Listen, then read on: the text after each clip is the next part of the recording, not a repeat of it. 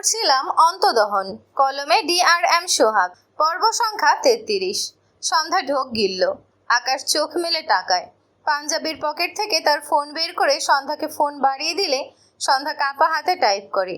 উনি ভাইয়ার ফ্রেন্ড, আমার সৌম্য ভাইয়ার মতোই আরেকটা ভাই। উনিও আমাকে বোন ভাবে। এই শহরে আসার পর আমাদের কেউ ছিল না। উনি সব সময় আমাদের উপকার করেন। প্লিজ ওনাকে হসপিটালে নিয়ে যান। সন্ধ্যার লেখাটি পড়ে আকাশ থমথমে মুখে তাকায়। সন্ধ্যার ভাই শব্দটি আকাশকে স্বস্তি দিল, তবে বিরক্ত কণ্ঠে বলে, ও তোমাকে বোন ভাবে না। সন্ধ্যা নিজেকে সামলালো, আকাশকে রাগাতে চাইল না। অতপর আকাশকে বোঝানোর জন্য আবারও টাইপ করে, উনি আমাদের অনেক হেল্প করেছেন। আপনি ছিলেন না বলে ভাইয়া ওনার সাথে আমাকে এই বাড়ি পাঠিয়েছে। আমি আমার কলেজ ড্রেস নিয়ে এক্ষুনি চলে যেতাম। প্লিজ ওনাকে হসপিটালে নিয়ে যান। আমার জন্য ওনার ক্ষতি হলে আমার অনেক গিল্টি ফিল হবে। আকাশ হতাশ। তার বউ তো যে কোনো ভাইয়ের জন্য পুরো দয়ার সাগর, আর সে যে কেঁদে কেটে পুকুর ভরিয়ে ফেলেছে, তার বেলায় বউয়ের কোনো গিল্টি ফিল নেই। আকাশ ঘাড় বাঁকিয়ে রিহানের দিকে তাকালে দেখল রিহান তাদের দিকেই চেয়ে আছে। একটা চোখ লাল। আকাশ এত ভাবল না। এই ছেলের চোখ দেখেই বোঝা যায় তার বউয়ের উপর নজর দিয়েছে। এরপর সন্ধ্যার হাত থেকে ফোন নিয়ে নিয়াজকে কল করে। রিসিভ হলে বলে, নিয়াজ পিছন দিকে 10 মিনিট ব্যাক কর, একটা রোগী আছে, ওকে নিয়ে হসপিটাল যাও। নিয়াজ ভ্রু কুঁচকে বলে, আমাকে ভালো মানুষ পেয়ে আর কত খাটাতে চাও? তুমি আনলেই তো পারো। আকাশ বিরক্তি কণ্ঠে বলে, আমি পারবো না, ও আমার শত্রু। নিয়াজ অবাক হয়ে বলে, তুমি তোমার শত্রু ট্রিটমেন্ট করাতে চাও? কি উন্নতি তোমার? আকাশ বাঁ হাত সন্ধ্যার পেট থেকে উঠিয়ে সামনে দিয়ে সন্ধ্যার কাজ জড়িয়ে ধরে মৃদু স্বরে বলে, বউ আবদার করেছে, বউয়ের আবদার ফেলতে পারি না। নিয়াজ হেসে বলে, ভাগ্যিস বিয়ে করিনি, নয়তো তোমার মতো শাড়ি পরা লাগতো। আকাশ চোখ মুখ কুচকালো, কড়া ধমকে ডেকে ওঠে নিয়াজ। সন্ধ্যা ঝাঁকি দিয়ে ওঠে। আকাশ বুঝতে পেরে কল কেটে ফোন পকেটে রেখে দু হাতে পিছন থেকে সন্ধ্যার গলা আড়াআড়িভাবে জড়িয়ে নেয়। একটু ঝুঁকে সন্ধ্যার গালের সাথে গাল লাগিয়ে মৃদু স্বরে বলে, সৌম্য ছাড়া আর কাউকে ভাই ভাববে না। তোমার ভাই একটা, হাজব্যান্ডও একটাই। তুমি ওই ছেলেকে নিয়ে ভাবলে আমি কিন্তু ওকে মেরে ফেলবো সন্ধ্যা মালতী। লাস্ট লাইনটা বলার সময় আকাশের কণ্ঠ দৃঢ় হয়ে আসে। সন্ধ্যা ঢোক গিলল, চোখ বুজে রেখেছে। আকাশ সন্ধ্যাকে নিজের দিকে ফিরিয়ে দাঁড় করায়, দু হাতে সন্ধ্যার মুখ আগলে নিয়ে নরম স্বরে বলে, অন্য কাউকে নিয়ে ভাববে না, অন্য কারোর সাথে কোথাও যাবেও না। মনে থাকবে সন্ধ্যা মালতী, ছেলে রিলেটেড কিছুতে আমার মারাত্মক রাগ হয় বউ। একটু বোঝো, দেখা হওয়ার পর থেকে দেখেছি শুধু ছেলে নিয়ে ঘুরছো। এসব হ্যাবিট চেঞ্জ করো। সন্ধ্যা ঝাপসা চোখে আকাশের দিকে চেয়ে আছে। আকাশের দৃষ্টিতে অসহায়ত্ব। দু হাতের বুড়ো আঙুলের সাহায্যে সন্ধ্যার দুগালে আলতো হাতে স্লাইড করে। তার হাত তো অনেক শক্ত, তার সন্ধ্যা মালতী কত নরম, আর সেই শক্ত হাতে তার বউয়ের নরম গাল চেপে ধরেছিল। ভাবতে অসহায়ত্বের মাত্রা বাড়ল। সন্ধ্যার চোখে চোখ রেখে অনুতপ্ত স্বরে বলে, সরি, রেগে গিয়েছিলাম। এটুকু বলে সন্ধ্যার ডান গালে দুটো চুমু খায়। সন্ধ্যা ঢোক গিলল। তার দৃষ্টি পড়েছে তাদের চেয়ে কয়েক হাত দূরত্বে দাঁড়ানো রিহানের দিকে। রাস্তা জুড়ে আলোর ছড়াছড়ি, ফলস্বরূপ একটু অসুবিধা হলো না। আকাশ সন্ধ্যা ডান গালে চুমু খেয়ে বাম গালে একটি চুমু খায়। আর একটু চুমু খেতে নিলে সন্ধ্যা আকাশকে ঠেলে সরিয়ে দেয়, সাথে সে নিজেও এক পা পিছিয়ে যায়। আকাশ ভ্রু কুঁচকে তাকায়। সন্ধ্যার অস্বস্তি লাগছে। রিহানের সামনে আকাশের রাগটা হজম করতে পারলেও আকাশের এখনকার ব্যবহারটি তাকে ভীষণ অস্বস্তিতে ফেলে দেয়। আকাশ সন্ধ্যার দিকে এগোতে নিলে পিছন থেকে নিয়াজ ডাক দেয়, আকাশ তোমার রোগী কই? আকাশ পিছু ফিরলে নিয়াজকে দেখে চোখের ইশারায় বলে, ওই যে দাঁড়িয়ে আছে। নিয়াজ একটু হেসে বলে, আর তোমার বউ? হসপিটাল থেকে দেখা না করেই চলে আসলে, দেখি দেখি তোমার বউকে। আকাশ রেগে তাকায়। ডান হাতের পাঞ্জাবের গোটানো হাতা আর একটু উপর দিকে উঠিয়ে এগিয়ে আসতে আসতে বলে, আমি বুঝেছি তোমার চুলকানি হয়েছে, আর ওষুধটা আমার হাতের শক্ত মার। নিয়াজ মেকি হাসলো। সে আকাশের পিছনে সন্ধ্যাকে দেখে আকাশকে জ্বালাতে এই কথাটা বলেছিল। দু হাতে শার্টের কলার একটু টেনে আকাশের একদম সামনে দাঁড়িয়ে বলে, তুমি কি জানো আমি তোমাকে এখন তোমার বউয়ের ব্যাপারে ভীষণ ইম্পর্টেন্ট একটি ইনফরমেশন দেব, যেটা তোমার জন্য খুবই ইম্পর্টেন্ট। নিয়াজের কথা সিরিয়াস মনে হলো। আকাশ জানে নিয়াজ সন্ধ্যাকে বাঁচিয়েছিল, তাই নিয়াজের কথাটা ফেলল না। ভ্রু কুঁচকে বলে, কি ইনফরমেশন? নিয়াজ মনে মনে হেসে বলে, জানো তোমার বউ আমার পরনের শার্ট পরেছিল, শার্টটা আমি পরেছিলাম, তারপর তোমার বউ পরেছিল, ভাবো একবার। কথাটা শুনতেই আকাশ রেগে দু হাতে নিয়াজের কলার ধরে দাঁত কিরমির করে বলে, তোমার ওই বেয়াদবটার মতো মরার শখ জেগেছে তাই না? মস্করা করো আমার সাথে। নিয়াজ অসহায় কণ্ঠে বলে, সত্যি বলছি, বিশ্বাস না হলে আমাকে ছাড়ো, আমি সন্ধ্যাকে জিজ্ঞেস করলেই ও সত্যি বলে দেবে, দেখাচ্ছি এসো। কথাটা বলে নিয়াজ এগোতে নিলে আকাশ নিয়াজকে ধাক্কা মারে। রেগে বলে, একদম আমার বউয়ের দিকে এগিয়েছো তো, আমি তোমার উপকার করছি, সন্ধ্যাকে জিজ্ঞেস করি একটু। আকাশ কটমট চোখে চেয়ে বলে, কোনো দরকার নেই, আমার মুখ আছে, আমার বউকে আমি জিজ্ঞেস করব। তুমি বিয়ে করো, নয়তো নজর ঠিক করো, আর নয়তো কাফনের কাপড় কিনে রাখো। কথাগুলো বলে একবার রিহানের দিকে তাকায়। রিহানের দৃষ্টি সন্ধ্যার দিকে ঝুঁকতেই তেড়ে যেতে গিয়েও থামলো। তার দয়ার সাগর সন্ধ্যা মালতী ভাই ভেবে এই ছেলের জন্য কাঁদে। তখন তার গায়ে আরও জ্বলুনি ধরে। অতঃপর দাঁত খিচিয়ে বিড়বিড় করে, সব ছেলে বেয়াদব, সবগুলো আমার বউয়ের কাছে এসে মরে। কথাটা বলে উল্টো ঘুরে সন্ধ্যার হাত ধরে সামনের দিকে বাড়ির দিকে এগিয়ে যায়। সন্ধ্যার কথাতেই বুঝেছে এই বাড়িতে সন্ধ্যারা ভাড়া থাকতো। ড্রেস নিতে এসেছে যে। নিয়াজ হাসলো। আকাশকে জ্বালাতে খারাপ লাগে না, যদিও তাদের সম্পর্কটা ভালো নয়, সবাই তো বলে তারা শত্রু। সে নিজেও আকাশকে প্রচুর হিংসা করে, কিন্তু কোথাও যেন তাদের মাঝে বন্ধুত্ব লুকিয়ে আছে। বিপদে সে যেমন না চাইতেই আকাশের পাশে চলে আসে, আকাশও সেম। সে মনে মনে স্বীকার করলেও উপর থেকে করে না, কিন্তু আকাশ হয়তো মনে মনেও স্বীকার করে না। নিয়াজ এগিয়ে এসে রিহানের সামনে দাঁড়িয়ে কিছু বলতে গিয়েও থেমে যায়। ভ্রু কুচকে বলে, আরে তুমি সৌম্যর ভাই ওরফে বন্ধু না তুমি? কি যেন নাম? রিহান মাথা নিচু করে, চোখের কোণে নোনা পানি। ছোট করে বলে, রিহান।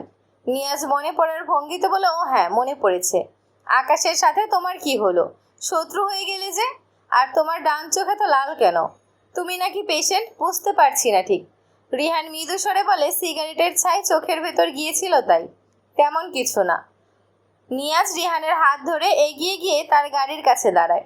গাড়ির ভেতর থেকে পানির বোতল নিয়ে রিহানের দিকে বাড়িয়ে দিলে রিহান ছোট করে ধন্যবাদ দিয়ে চোখে পানি দেয়। এরপর নিয়াজের হাতে পানির বোতল ধরিয়ে দেয়। নিয়াজ ভ্রু কুচকে বলে, আকাশ তোমার ট্রিটমেন্ট করাতে বললো কেন? তোমাকে তো সুস্থই লাগছে। রিহান মলিন গলায় বলে, বউয়ের আবদার ফেলে না তাই হয়তো। নিয়াজ মাথা নাড়ল। অতঃপর বলে, আমার মনে হচ্ছে তুমি সন্ধ্যার আশেপাশে ছিলে, তাই আকাশ রেগে কিছু করেছে তাই না? সন্ধ্যার ব্যাপারে ও একটু বেশিই সিরিয়াস, কিছু মনে করো না। রিহান কিছু বলল না, একটু ভেবে জিজ্ঞেস করে, আকাশ ভাইয়ের কবে বিয়ে হয়েছে? আপনি কি কিছু জানেন? নিয়াজ অবাক হলো। রিহান সৌম্যর এত ভালো বন্ধু, অথচ আকাশের বউ সন্ধ্যা এটা রিহান জানে না। নিয়াজকে সামলে বলে, ওদের বিয়ে প্রায় 1 বছর হতে চলল। মাঝখানে সন্ধ্যা হারিয়ে গিয়েছিল, এরপর এত মাস পর আবার সন্ধ্যাকে খুঁজে পেয়েছে। কথাটা শুনে রিহান বিস্ময় দৃষ্টিতে তাকায়। ঢোক গিলে আওড়ায় 1 বছর, এখানে আর দাঁড়ালো না, সাথে সাথে উল্টো ঘুরলো। নিয়াজ ডাকলে রিহান কোনো রকমে বলে, ভাইয়া আমার কাজ আছে। সামনে যত এগোয় দৃষ্টি তত ঝাপসা হয়। পকেট থেকে ফোন বের করে সৌম্যর নাম্বারে মেসেজ করে, সন্ধ্যা বিবাহিত, কথাটা আমাকে তোর জানানো উচিত ছিল সৌম্য। এরপর আরেকটি মেসেজ পাঠায়, আমি যে তোর আর সন্ধ্যার শুধুমাত্র নামে আপন, আজ বুঝলাম। সন্ধ্যা বিছানার কোণায় বসে আছে, এরা ঘর থেকে বেরিয়ে গিয়েছে। তাদের বিয়েটা হয়েছে বিকেলে, এখন সময়টা সন্ধ্যার পরপর, যার দরুন সবাই সবার মতোই আছে। এরা গিয়েছে তার মায়ের কাছে শাড়ি পরতে। এই মেয়ের পোশাকের যা ছিঁড়ি, এর জন্য সৌম্য হতাশ, নিষেধ করলো শাড়ি পরতে। কিন্তু সে জেদ করেই মায়ের কাছে গেল, শাড়ি পরবেই সে। সৌম্য বিছানা থেকে উঠে টেবিলের উপর থেকে ফোন নেয়। রিহানের কাছে ফোন দিত, তার বোনও কোথায় এজন্য। নোটিফিকেশনে রিহানের মেসেজ দুটো পড়ে অবাক হয়। রিহান সন্ধ্যার বিয়ের কথা কিভাবে জানলো? সে তো বলেনি। জানলে প্রবলেম নেই, কিন্তু কিভাবে জানলো? এতেই একটু অবাক হয়েছে। সৌম্য রিহানের নাম্বারে কল করলে কিছুক্ষণ পর কল রিসিভ হয়। সৌম্য বলে, বনু কোথায় রিহান? কখন রেখে যাবে এই বাড়ি? রিহান রাস্তার ধারে বসে আছে। এতটা খারাপ কখনো লাগেনি। সৌম্যর কথার উত্তর দিতে পারছে না, গলা বেঁধে আসছে। সময় নিয়ে নিজেকে সামলে বলে, তোর বোনও তার স্বামীর কাছে আছে, ওর স্বামী থাকতে আমাকে কেন সন্ধ্যাকে আনতে বললি? সৌম্য বুঝলো আকাশের সাথে তার বোনও আছে, কিন্তু রিহানের কথা শুনে অবাক হয়ে বলে, এভাবে বলছিস কেন রিহান? তুই তো সন্ধ্যার আরেকটা ভাই। রিহান হঠাৎ চেঁচিয়ে বলে, ভাই নই আমি সন্ধ্যার। আমি কবে বলেছি আমার বোন লাগবে? সন্ধ্যাকে বোন রূপে কেন চাপাচ্ছিস আমার উপর? সৌম্য হতবাক হয়ে যায়। রিহানের এমন ব্যবহার আশা করেনি। সে এই শহরে চাকরি পাওয়ার পর এসেছে। তখন থেকে তারা তিনজন এক ফ্যামিলির মতো থেকেছে। সন্ধ্যার প্রায় কাজেই সে নিশ্চিন্তে রিহানকে পাঠিয়েছে। কি বলবে বুঝতে পারছে না। আকাশের মুখে থুথু দেওয়ার কথাটা মনে পড়ল সৌম্যর। তার বোন রেগে গেলে একটু একটু পাগলামি করে। ভাবলো সন্ধ্যা কি রিহানের সাথে তেমন কোনো বেয়াদবি করেছে। মৃদু স্বরে বলে, বোনও কি তোর সাথে বেয়াদবি করেছে রিহান? কিছু মনে করিস না, ও আসলে আমি ওকে শাসন করব। রিহান বিরক্তি কণ্ঠে বলে, বেয়াদবি করেনি। সৌম্য ভ্রু কুঁচকে বলে, তাহলে এমন করছিস কেন? রিহান ধরা গলায় বলে, কিছু না। তোর ইরাবতীকে পেয়েছিস, এবার সুখে সংসার কর, ভালো থাক। মানুষের কথা ভাববি কেন? স্বার্থপর একটা, শুধু নিজের কথা ভাবলি। বলেই কল কেটে দেয়। সৌম্য অবাক হয়। কি হয়েছে রিহানের? সন্ধ্যাকে নিয়ে তো কখনো এভাবে কথা বলে না। সৌম্য রিহানের নাম্বারে কল ব্যাক করলে নাম্বার বন্ধ দেখায়। সৌম্যর দৃষ্টিতে অসহায়ত্ব। রিহান কখনো তার সাথে এভাবে কথা বলে না। আবার তাকে স্বার্থপরও বলল। সে কি করেছে বুঝতেই তো পারছে না। খারাপ লাগছে। দরজা ঠেলে ইরাকে দেখে সৌম্য বিস্ময় দৃষ্টিতে তাকায়। মন ঘুরে ইরার দিকে আসে। ইরা দ্রুত পায়ে এগিয়ে এসে সৌম্যর সামনে দাঁড়িয়ে বলে, শোন, আমি ভালো করে বলে দিই, এসব শাড়ি টাড়ি আমার দ্বারা পরা সম্ভব না। আমার পোশাক আমি পরছি, এখন আমার শান্তি লাগছে। সৌম্য ইরার পা থেকে মাথা পর্যন্ত চোখ ঘোরায়। ইরার পরনে লেডিস জিন্স প্যান্ট, উপরে একটা টি শার্ট, গলার সাথে একটি স্কার্ফ। ভ্রু কুচকে বলে, এসব কোথায় পেয়েছিস? ইরা মৃদু হেসে বলে, মায়ের কাছে আমার অনেক কাপড় আছে। সৌম্য রেগে বলে, থাপ্পড় খাবি, খোল এগুলো। এসব কি ধরনের পোশাক? ইরা সৌম্যর ধমক খেয়ে ঝাঁকি দিয়ে ওঠে। বা হাত কোমরে রেখে ডান হাত বুকে রেখে বলে, আমি তো আগে এইসবই পরতাম। সৌম্য কটমট চেয়ে বলে, আগে পরতি, এখন পরা যাবে না। হাফ ছেলে হাফ মেয়ে হয়ে আমার সামনে এসেছিস তো কানের পর্দা ফাটাবো বলে দিলাম। ইরা ঢোক গিলল। সে রিহানের কাছে একবার শুনেছিল সৌম্য এসব অতটা পছন্দ করে না। সে তো 3 পিস পরেছিল দুদিন, আজকেও পরেছিল, কিন্তু ওগুলো পরে থাকতে পারছে না। কেমন দম আটকে আসে। এখন কি করবে? মিনমিন করে বলে, আমি ওসব পরে থাকতে পারি না। সৌম্য বিরক্ত হয়। এর বাবা মা একে কি যে বানিয়েছে, শুধু কথা আর হাঁটাটুকুই মেয়েদের মতো, বাকি সব ছেলে। তার আর এর মধ্যে তফাৎ আছে। স্বামী বউ দুটোই শার্ট প্যান্ট পরে আছে। চরম বিরক্ত লাগে সৌম্যর এসব। অতঃপর বলে, মেয়ে মানুষের কাপড় পরতে পারলে পরবি, নয়তো কাপড় পরার দরকার নেই। কথাটা বলে ইরার গলা থেকে স্কার্ফ নিয়ে টান মেরে সরিয়ে দিতে নেয়। কিন্তু ইরার গেঞ্জির গলা বড় থাকায় সৌম্যর হাত ইরার গেঞ্জির ভেতর চলে যায়। দুজনে হতভম্ব হয়ে যায়। দুজনেই দুজনের দিকে চোখ বড় বড় করে তাকায়। সৌম্য দ্রুত হাত সরিয়ে নেয়। আমতা আমতা করে বলে, আমি বুঝতে পারিনি। ইরা মাথা নিচু করে দাঁড়িয়েছে। মাত্র কারের শখ খেয়ে জমে গিয়েছে মনে হচ্ছে। সৌম্য ছোট করে বলে, জামা পরে আয়। এসব দেখলে আমার রাগ উঠে যায়। এরপর উল্টো ঘুরে বিছানায় গিয়ে শুয়ে পড়ল। ইরা আর চোখে চেয়ে দেখল। হঠাৎ এরকম একটা সিচুয়েশনে দুজনেই বিব্রতকর অবস্থায় পড়েছে। সন্ধ্যা আকাশকে নিয়ে তাদের ফ্ল্যাটে এসেছে। আকাশ নিজেই ভেতরে এসে ভেতরের লাইট জ্বালিয়ে দিয়েছে।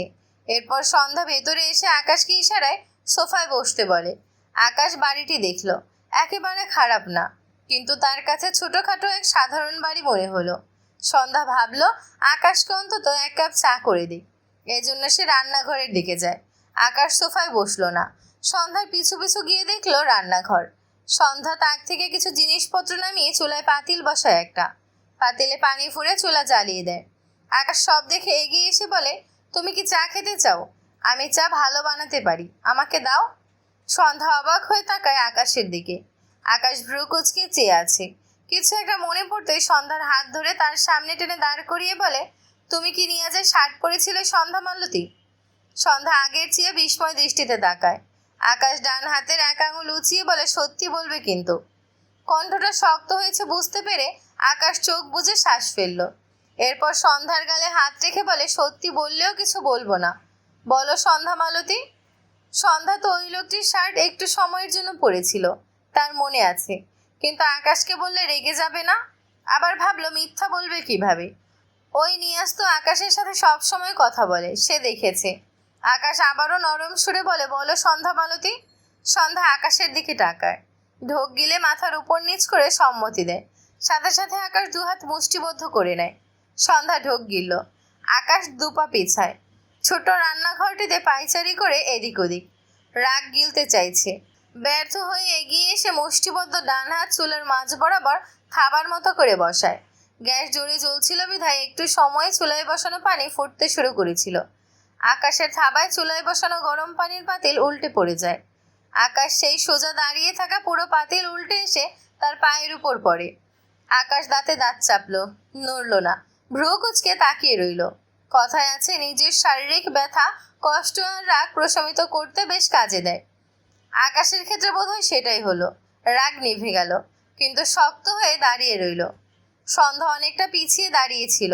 আকাশের অবস্থা দেখে দ্রুত পায়ে এগিয়ে এসে নিচু হতে নিলে আকাশ সন্ধ্যাকে টেনে দাঁড় করায়। ধমকে বলে, পাগল তুমি, হাত পোড়াতে চাও? সন্ধ্যা অবাক হয়।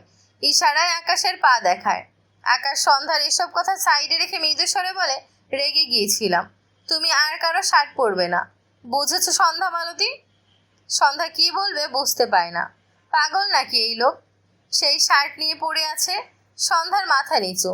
পাতিলটি আকাশের পায়ের উপর এখনো উপর হয়ে পড়ে আছে। সন্ধ্যা দু হাতে আকাশকে ঠেলে সরিয়ে দিতে চাইলে পারল না। সন্ধ্যা অবাক হয়। তার মনে হচ্ছে আকাশ ইষ্টি করে এভাবে দাঁড়িয়ে আছে। সন্ধ্যা কি করবে বুঝতে পারে না। ইশারায় বোঝায় এখান থেকে সরে দাঁড়ান। আকাশ ভ্রু কুঁচকে বলে, আগে আমার কথার উত্তর দাও। সন্ধ্যা অবাক হয়। তার মনে হলো আকাশ কোনো বাচ্চা। দ্রুত মাথা নেড়ে বোঝায় সে আর কারো শার্ট পরবে না। আকাশ স্বস্তির নিঃশ্বাস ফেলল। মৃদু হেসে সন্ধ্যার হাত ধরে রান্নাঘর থেকে বেরিয়ে আসে। সন্ধ্যা আকাশের হাত থেকে নিজের হাত ছুটিয়ে নিয়ে দৌড়ে ফ্রিজের কাছে যায়। আকাশ দ্রুত পিছু ফিরে তাকায়। সন্ধ্যা ফ্রিজ থেকে অনেকগুলো বরফের টুকরো এনে আকাশের পায়ের কাছে বসে দু হাতে আকাশের পায়ের উপর বরফ চেপে ধরে। আকাশের চোখে মুখে বিস্ময়। সন্ধ্যার কেন যেন কান্না পেল। আকাশ অতিরিক্ত ফর্সা হয়, পা ভীষণ লাল হয়ে আছে, একদম পুড়ে গিয়েছে মনে হচ্ছে। আকাশ দ্রুত নিচু হয়ে সন্ধ্যাকে টেনে দাঁড় করায়। অবাক হয়ে বলে, কি করছো এসব? সন্ধ্যা ইশারায় বোঝায়, আপনার পা ঠিক হয়ে যাবে। আকাশ এসব রেখে বলে, আমার পা ঠিকই আছে, তুমি গোসল করে এসো সন্ধ্যা মালতী। সন্ধ্যা আকাশের কথা শুনে অদ্ভুতভাবে তাকায়। সেই রাতে গোসল কেন করবে? আকাশ বোঝানোর স্বরে বলে, দ্রুত গোসল করে এসো, নয়তো শান্তি পাচ্ছি না আমি। প্লিজ শোনো আমার কথা, নয়তো আমি রেগে যাই। সন্ধ্যা বোকা চোখে তাকায়। সে গোসল না করলে আকাশ কেন রাখবে? এত অদ্ভুত কথা, লজিকলেস কথা তার বোধহয় এ জন্মে শোনা হয়নি। সন্ধ্যা ইশারায় বোঝায়, আপনার পা। আকাশ দাঁতে দাঁত চেপে পায়ের জ্বলন সহ্য করে ফোঁসকট ফেলে বলে, গোসল করে এসে একটু সেবা করে দিও। গোসল না করলে আমাকে ছোঁয়া যাবে না। সন্ধ্যা চোখ বড় বড় করে তাকায়। সে তো নোংরা নয়, তাছাড়া আকাশ তো নিজেই তাকে ধরে আছে। সন্ধ্যা একে তো নিয়াজের শার্ট পরেছিল, যদিও অনেক মাস পেরিয়েছে, তবুও সান্ত্বনা পুরস্কার হিসেবে সন্ধ্যাকে গোসল করাতে হবে তার। তাছাড়া তার সন্ধ্যা মালতী ওই রিহানের সাথে এসেছে, তো গোসল তো ফরজ হয়ে গিয়েছে। সন্ধ্যাকে তার দিকে চেয়ে থাকতে দেখে আকাশ ভ্রু কুঁচকে বলে, বেশি রাত হয়নি এখনো, তোমার সর্দি কাশি হবে না সন্ধ্যা মালতী। আমি এক্ষুনি ওষুধ আনিয়ে রাখছি, প্লিজ যাও গোসল করে এসো। এরপর আশেপাশে তাকিয়ে ওয়াশরুম খুঁজল। ডান দিকে একটি ওয়াশরুম চোখে পড়লে সন্ধ্যার হাত ধরে ওয়াশরুমের সামনে এসে দাঁড় করায়। এরপর বাঁ হাতে সন্ধ্যার কোমর জড়িয়ে একটু উঁচু করে ওয়াশরুমের উঁচু মেঝেতে সন্ধ্যাকে দাঁড় করিয়ে দেয়। সন্ধ্যার চোখ বড় বড় করে তাকায়। আকাশ সন্ধ্যাকে চুপচাপ দাঁড়িয়ে থাকতে দেখে ভ্রু কুঁচকে বলে, তুমি কি নিজে গোসল করবে নাকি আমি করিয়ে দিব সন্ধ্যা মালতী?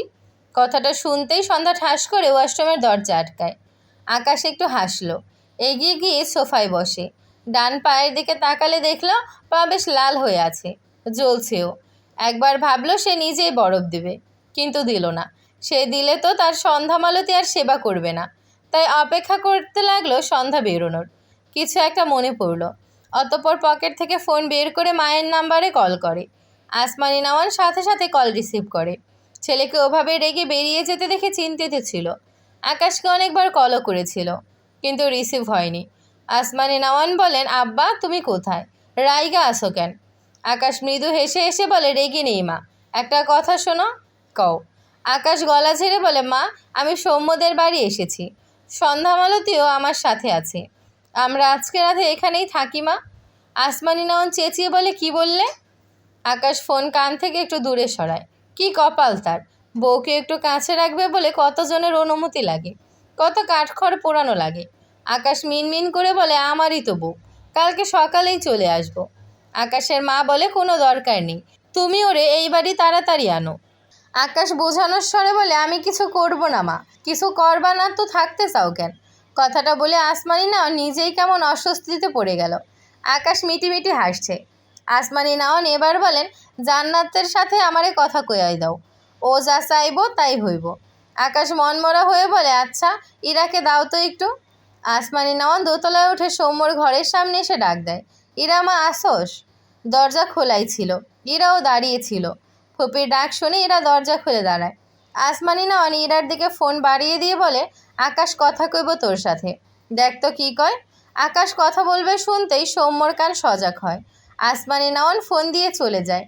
ইরা ফোন নিয়ে ঘরে আসলে ফোন কানে নেওয়ার আগে সৌম্য বিছানা থেকে উঠে এসে ইরার হাত থেকে ফোন কেড়ে নিয়ে ফোন লাউডে দেয়। এরপর ইরার হাতে ফোন দিয়ে ইশারায় বোঝায়, এখন কথা বল। ইরা ভ্রু কুঁচকে তাকায় সৌম্যর দিকে, অতঃপর মৃদু স্বরে বলে, ভাইয়া বলুন। আকাশ উঠে দাঁড়ায়, হাঁটতে হাঁটতে বলে, ইরা খুবই ইম্পর্ট্যান্ট কথা বলবো, বুঝেছো? তুমি চাও তোমার বিয়ে অনেক বড় অনুষ্ঠান হোক, তাই তো? ইরা উত্তর দেয়, জি ভাইয়া। আকাশ আবারও বলতে শুরু করে, আমিও চাই আমার বোনের বিয়ে অনেক বড় করে অনুষ্ঠান হোক। তোমাদের আজকে শুধু ধর্মীয়ভাবে বিয়ে হয়েছে। তুমি সৌম্য চাইলে তোমরা একসাথে থাকতেই পারো, কিন্তু তুমি তোমার বিয়ের অনুষ্ঠান পুরোপুরি ফিল করতে চাইলে আমার মনে হয় তোমার এই কয়দিন সৌম্যর থেকে দূরে থাকাই উচিত, নয়তো অনুষ্ঠানটা একদম পুরাতন পুরাতন লাগবে। কথাটা শুনে সৌম্য বিস্ময় দৃষ্টিতে তাকায়। ইরার হাত থেকে খপ করে ফোন কেড়ে নিয়ে বলে, আপনাকে আমি ছাড়বো না আকাশ ভাইয়া, আপনি আমার বউয়ের কানে কুমন্ত্রণা দিচ্ছেন। আকাশ ভাবলেশহীনভাবে বলে, এটা সুমন্ত্রণা, নট কুমন্ত্রণা। বিশ্বাস না হলে ইরাকে জিজ্ঞেস করে দেখো। সৌম্য ইরার দিকে তাকালে ইরা হেসে বলে, আকাশ ভাইয়া ঠিকই বলেছে সৌম্য, এটা তো আমার মাথাতেই আসেনি। সৌম্য কটমট দৃষ্টিতে তাকায়। আকাশ ওপাশে মনে মনে হাসলো। একে তো তার বউ নিয়ে মাসের পর মাস কোথায় লুকিয়েছিল, আজ আবার বন্ধুর সাথে যেখানে সেখানে পাঠিয়েছে। সে তো এই সৌম্য নামের সম্বন্ধীকে নাকি দড়ি দিয়ে ঘোরাবে। তাছাড়া তার বউ থেকেও সে এতিম, আর এই সৌম্য তারপরে বিয়ে করে বউ নিয়ে থাকবে, এসব হতেই পারে না। লোভনীয় খাবার সামনে ঘুরঘুর করবে, অথচ সে খেতে চেয়েও খেতে পারবে না। এই অনুভূতি এবার সৌম্যকে বোঝাবে। কথাগুলো ভেবে আকাশ আরেকটু হাসলো, অতঃপর গম্ভীর গলায় বলে, বেস্ট অফ লাক সৌম্য, বলেই কল কেটে দেয় আকাশ। সৌম্য বিড়বিড় করে, আমাকে আপনি চেনেন না আকাশ ভাইয়া, আপনাকে আমি চরকিতে করে ঘোরাবো, একটু অপেক্ষা করুন। এরপর সৌম্য ইরার দিকে চেয়ে দাঁতে দাঁত চেপে বলে, কোথায় থাকবি তুই? ইরা জবাব দেয়, এই বাড়িতে অনেক ঘর আছে, একটাতে ম্যানেজ করে নিব। সৌম্য ধমকে বলে, আবার বল। ইরা ঝাঁকি দিয়ে ওঠে, মিনমিন করে বলে, তুই রেগে যাচ্ছিস কেন? আমার একটা ইচ্ছে পূরণ কর। সৌম্য হঠাৎ ইরার হাত ধরে টেনে ইরাকে ঘরের বাইরে বের করে দেয়। আঙুল উঁচিয়ে রেগে বলে, যা তোর ইচ্ছে পূরণ কর, আমার আশেপাশে আসলে তোর খবর আছে। কথাটা বলে দরজা আটকাতে নিলে ইরা দ্রুত দরজার ফাঁকে হাত দিয়ে চেঁচিয়ে ওঠে। সৌম্য দরজা টেনে খুলে ইরাকে টেনে ভেতরে নেয়। চিন্তিত কণ্ঠে বলে, ব্যথা পেয়েছিস? ইরা মিনমিন করে বলে, না। সৌম্য ভ্রু কুচকে বলে, তাহলে চেঁচালি কেন? ইরা মাথা উঁচু করে বলে, তুই দরজা লাগাচ্ছিলি তাই। থাকবি না বললে তো কি করব? থাকবো, একটু আগেই তো বললি থাকবি না। ইরা সৌম্যকে জড়িয়ে ধরে বলে, আর বলবো না। সৌম্য হাসলো, ডান হাতে দরজা আটকে দেয়। ইরা মাথা উঁচু করে সৌম্যর দৃষ্টি নিচু করে ইরার দিকে চেয়ে আছে। সৌম্য ডান হাত ইরার টি শার্টের ভেতরে নিয়ে ইরার পেটে রাখে। ইরা কেঁপে ওঠে, দু হাতে সৌম্যর হাত ধরে ঢোক গিলে বলে, কি করছিস? সৌম্য প্রতি উত্তরে বলে, বউয়ের সাথে সবাই যা করে। ইরা মাথা নিচু করে নেয়। থেমে থেমে বলে, তুই যে বললি আমি অসুস্থ। সৌম্য মিটিমিটি হেসে বলে, এটাও তো বলেছিলাম, আজ ওয়েদার ভালো।